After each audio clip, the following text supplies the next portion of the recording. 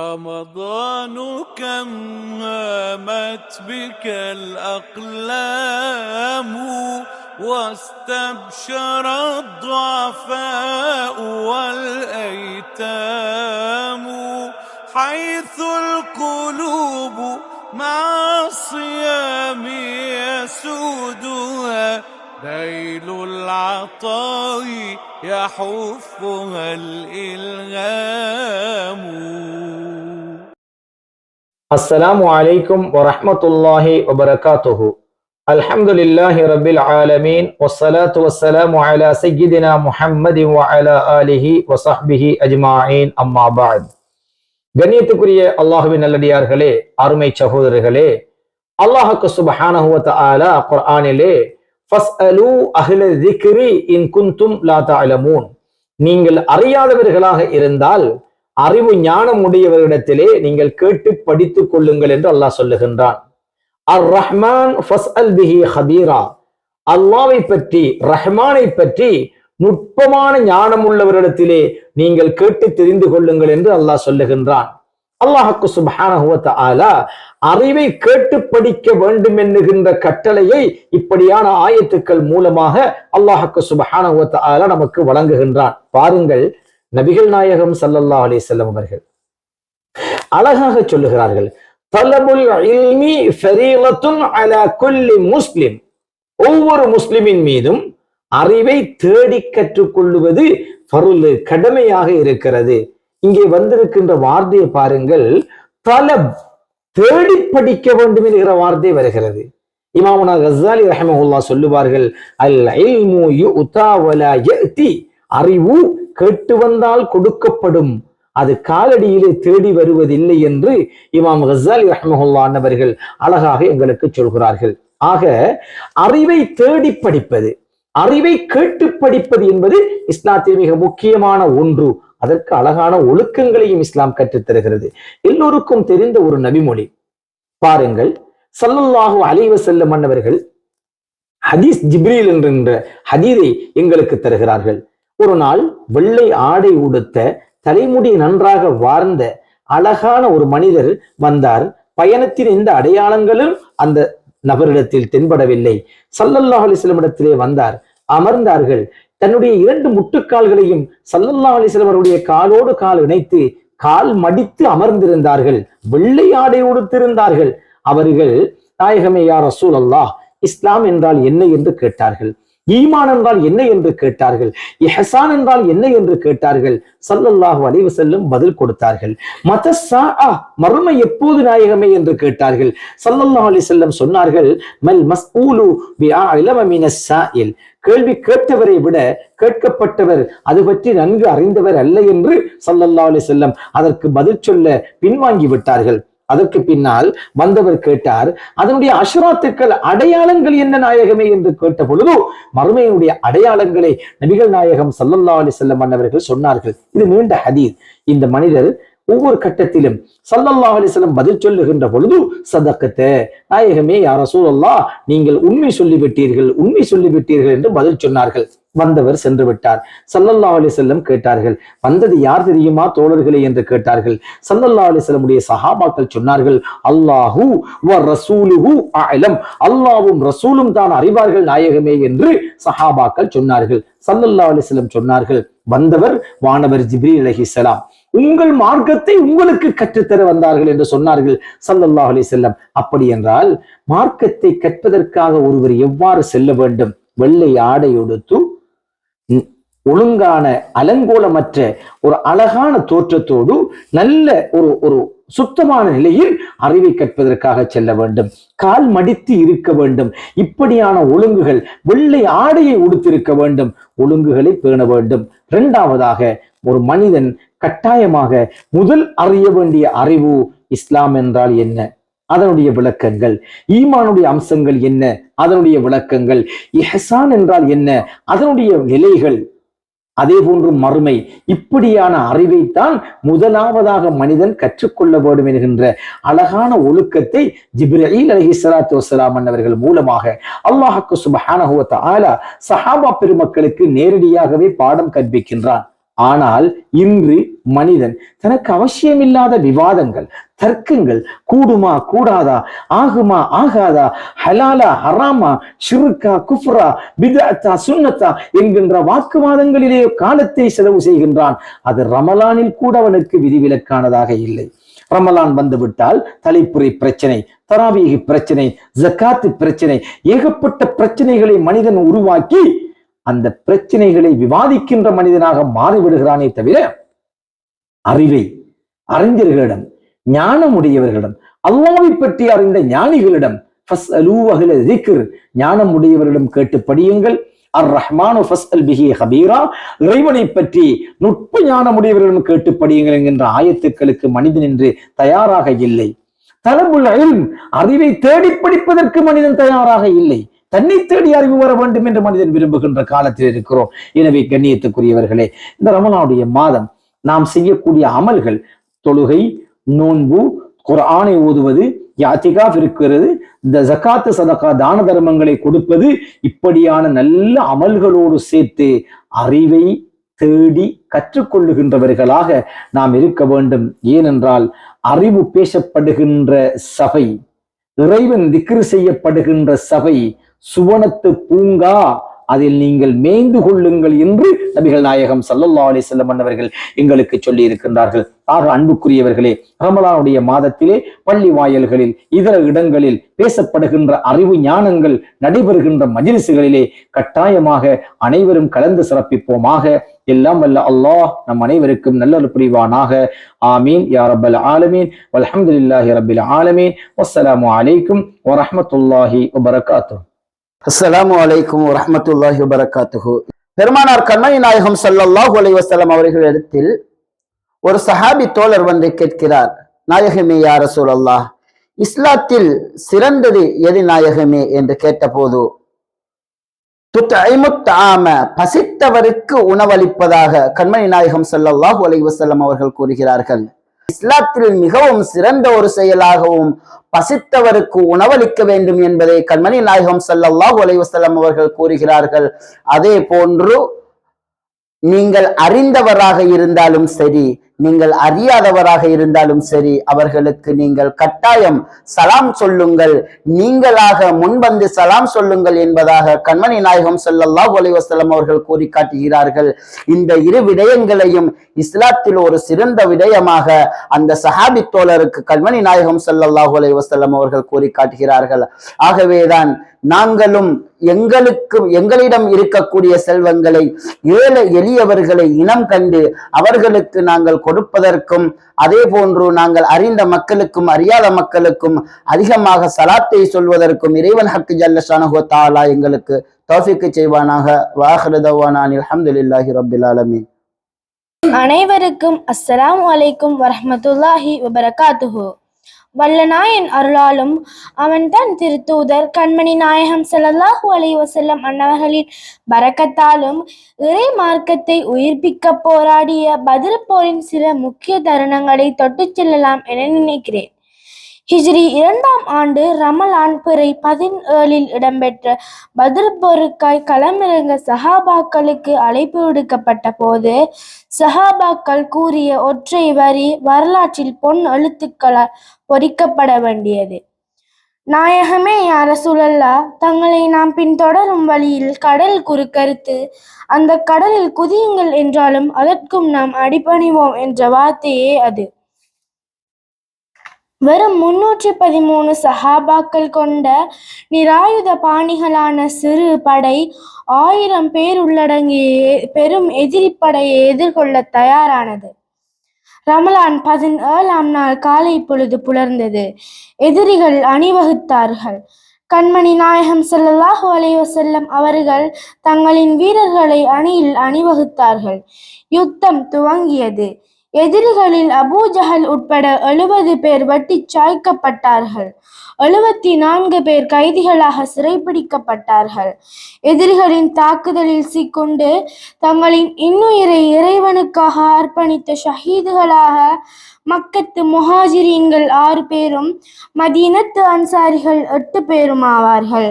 அன்று இரவெல்லாம் பூமான் நபி அவர்கள் சுஜூதிலே அல்லாஹ்விடத்தில் பிரார்த்தித்து கொண்டே யா ஹய்யு யா கையூம் நித்திய ஜீவனே நிலையானவனே, யா ஹய்யு யா கையூம் நித்திய ஜீவனே நிலையானவனே என்ற வேண்டுதலை ஏற்று மலக்குகளின் உதவியுடன் மிக பெரிய வெற்றி அளித்தான் அல்லாஹ். இப்பத்ரு போரானது பெரும் யுத்த நிகழ்ச்சிகளை மாத்திரம் எடுத்துச் செல்லும் ஒன்றல்ல, எத்தனையோ படிப்பினைகளையும் பெருமானார் ஸல்லல்லாஹு அலைஹி வஸல்லம் அவர்களின் புனிதத்தன்மையையும் எடுத்துரைக்கும் ஓர் அரிய பெட்டகம் என்பதை நாம் நினைவில் நிறுத்திக் கொள்ள வேண்டும். ஆம், நடைபெற்றது யுத்தமானாலும் எந்த ஒரு சந்தர்ப்பத்திலும் மனித நேயமோ யுத்த தர்மமோ மீறப்படவில்லை.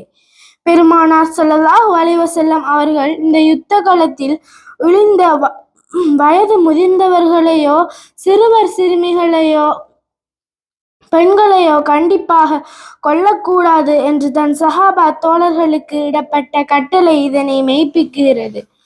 ஆகவே பத்ரு போர் என்பது அது ஒரு வரலாறு மட்டுமல்ல, மிக பெரிய படிப்பினையும் பாடமும் ஆகும். எண்ணிக்கையோ ஆயுதமோ ஒரு பொருட்டல்ல, இறை நம்பிக்கையும் இறை உதவியும் கிட்டினால் மிக பெரிய போராட்டமும் சிறு தூசி என அகன்று போய்விடும் என்பதை நாம் அனைவரும் உணர்ந்து செயற்படுவோமாக. நன்றி, வசலாம். அஸ்ஸலாமு அலைக்கும் வரஹ்மத்துல்லாஹி வபரகாத்துஹு. அன்னை பாதவடி உங்கள் சொர்க்கம், அன்னை நபிதாஹா பொன்மொழி அர்த்தம், அன்னை பாசத்து போயாரும் பகரவில்லை, அன்னை தியாகத்து கோணிகரே இல்லை, அன்னை தியாகத்து கோணிகரே இல்லை. அஹதின் அன்பின் வெளிப்பாடாக அகிலம் வந்த சொர்க்கம் தாயே, அஹதின் அன்பின் வெளிப்பாடாக அகிலம் வந்த சொர்க்கம் தாயே, அகிலம் வந்த சொர்க்கம் தாயே. ஆயிரம் செவிலி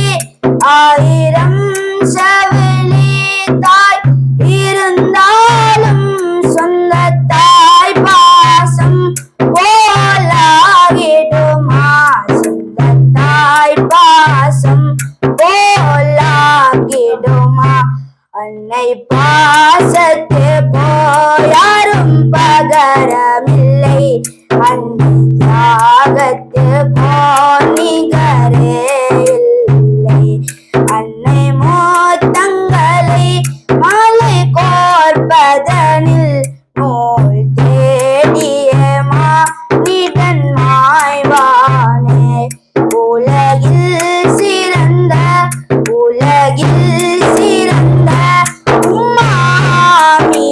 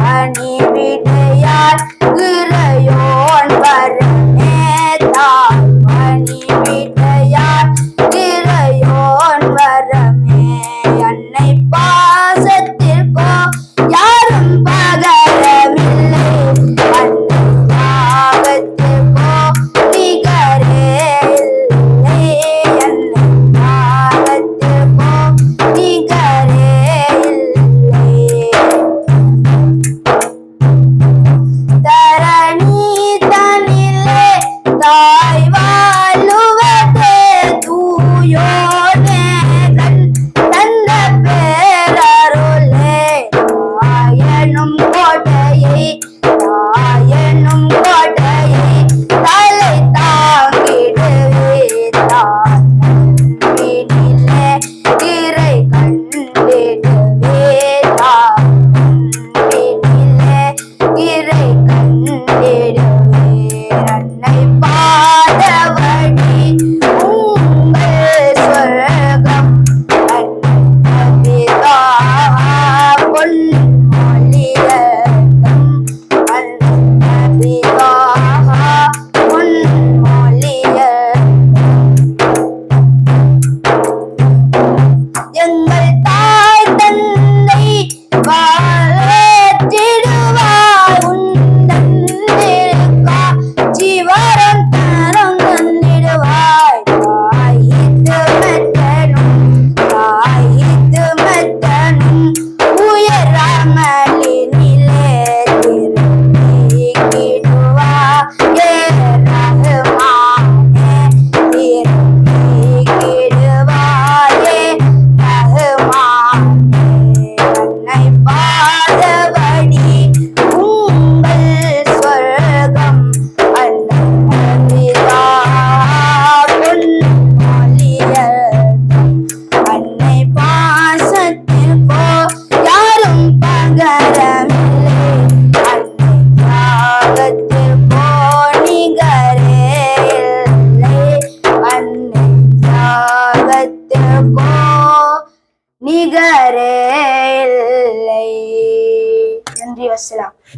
أعوذ بالله من الشيطان الرجيم بسم الله الرحمن الرحيم الحمد لله رب العالمين والصلاة والسلام على أشرف الأنبياء والمرسلين سيدنا محمد وعلى آله وصحبه أجمعين أما بعد رضينا بالله ربا وبالإسلام دينا وبمحمد صلى الله عليه وسلم نبيا ورسولا وببغيتنا بيعة نعوذ بالله من غضب الله وغضب رسوله قال رسول الله صلى الله عليه وسلم اتقوا النار ولو بشق تمرة பேரித்தம் பழத்தின் சிறு துண்டையேனும் தர்மம் செய்து நரகத்திலிருந்து உங்களை பாதுகாத்துக் கொள்ளுங்கள். நித்தியமும் நிலையானதுமான மறுமையின் நல்வாழ்வு இவ்வுலக நற்செயல்களிலே தங்கியுள்ளது என உறுதியாக ஈமான் கொண்ட எவரும் அந்நாளில் கை செய்தப்படுவதையோ துரதிர்ஷ்டவசத்துக்கு தள்ளப்படுவதையோ ஒருபோதும் விரும்ப மாட்டோம். இவ்வுலகமும் இதில் வழங்கப்படும் அவகாசமும் மனித வாழ்வின் ஒரே ஒரு முறைதான் என்றும் இங்கு நாம் பெற்றிருக்கும் செல்வங்கள் அத்தனையும் ஆட்சி அதிகாரங்கள் அத்தனையும் எம்மை கடந்து சென்ற ஒரு நிமிடம் வரை திரும்ப பெற முடியாத நன்மைக்கான அவகாசங்களே என்கிற சத்திய உண்மையை நாம் அறிந்தவர்களாக இருக்கின்றோம். அந்த வகையில் எம் உயிர் பிரிகின்ற அந்த சக்ராத் வேளையில் நம்முடைய கஷ்ட நிலையில் கபருடைய வேதனைகளும் நரகின் நெருப்பு மறுமையின் மன்று போன்ற பல்வேறு கட்டங்கள் எம் கண்கள் முன்னே தோற்றுவிக்கப்படும். மேலும் மறுமை வாழ்வை நல்வாழ்வாக்கிக் கொள்வதற்காக வழங்கப்பட்ட அத்துணை வளங்களும் எம் கண் முன்னே எடுத்து காட்டப்படும். அவற்றில் வீணான பயன்படுத்தப்பட்ட செல்வங்கள் எம் கண் முன்னே கொண்டு வந்து சேர்க்கப்படும். அதற்கான விசாரணைகளும் தண்டனைகளும் வழங்கப்படும். அப்போதெல்லாம் மனிதன் உலகிற்கு மீண்டும் என்னை இறைவன் அனுப்ப மாட்டானா என நீங்கி தவிப்பான். நாம் விட்டு வந்த நல்வழிகளில் எது மிகச் சிறந்தது, எந்த நல்வழியில் நாம் மிகவும் சிறிய காலத்திலே பயன்படுத்தி கொள்ள முடியும் என ஒரு மனிதன் தேடுவான். அவ்வாறு தேடும் போது அவர்களின் கண்களுக்கு நல்வழியில் செலவிடப்படாத குவித்து வைக்கப்பட்ட செல்வம் அவன் கண் முன்னே தோற்றம் பெறும். எனவே இறைவா இத்தனையும் நான் நன்மையின் பக்கம் சேர்த்துவிட்டு தான தர்மம் செய்துவிட்டு நான் திரும்பி வருகின்றேன், ஒரு குறுகிய அவகாசம்தான் என இறைவனோடு மன்றாடுவான். இறைவனோ உனக்கு தந்த கால அவகாசமோ முடிவடைந்து விட்டது என இறைவன் அவனை முறியடித்து விடுவான். எனவே நாம் இதிலிருந்து புரிந்து கொள்ள வேண்டிய ஒரே ஒரு விடயம், எத்தனை வகையான நன்மைகளோ, எத்தனை வகையான அமல்களோ, எத்தனை வகையான துறை அமல்களோ காணப்பட்ட போதிலும் ஒரு குறுகிய நேரத்திலே நாம் செய்து முடிக்கக்கூடிய ஒரு சிறந்த அமலாக இந்த சதக்கா, இந்த தான தர்மம் காணப்படுகிறது. எனவே இந்த தான தர்மத்தை நாம் அதிகமாக உலகில் காணப்படுகின்ற வேளையிலே நாம் அதிகமாக வழங்கும் போது இதேற்றம் நாம் பெற்றுக்கொள்ளக்கூடியவர்களாக ஆக முடியும். எனவே சில கட்டங்களில் பெண்களே அதிகமாக தான தர்மங்களில் ஈடுபட்டிருக்கின்றார்கள் என்று சில ஹதீஸ் கிரந்தங்கள் மூலம் நான் கேட்டிருக்கின்றோம். அந்த வகையில் இதன் தான தர்மங்களின் மூலம் நாம் மறுமையின் நல்வாழ்வை சிறந்ததாக்கிக் கொள்ள முடியும். மலக்குகள் எமக்காக பிரார்த்திக்கக்கூடியவர்களாக இருக்கின்றார்கள். மறுமையிலே அந்த வெயில் நாளிலே எமக்கு நிழல் கிடைக்கக்கூடிய ஒரு தருணமாக இருந்து கொண்டிருக்கிறது. சொர்க்கத்தின் நுழைவாயில், நரக விடுதலை, இவ்வாறான எண்ணற்ற நன்மைகள் மூலம் நான் தர்மம் செய்வதன் மூலம் நான் பெற்றுக்கொள்ள முடியும். எனவே இந்த புண்ணியம் பூக்கும் புனித ரமலான் மாதத்திலே நாம் ரஹ்மத்துடைய பத்தில் அமர்ந்து கொண்டிருக்கிறோம். எனவே இந்நாளையிலே அனைவரும் நல்லெண்ணங்களுடன் தான தர்மங்களை அதிகமாக வழங்கி நிறைந்த செல்வம் வழங்கியவர்களுடைய முதல்தர வரிசையிலே அனைவரையும் நிறைவன் நிப்பாட்ட வேண்டும். எம் கண்மணி நபிகள் நாயகம் ஸல்லல்லாஹு அலைஹி வஸல்லம் அன்னவர்கள் நிழலிலே அனைவரையும் ஒன்று சேர்க்க வேண்டும் என கூறி விடைபெறுகிறேன். நன்றி. வஸலாம்.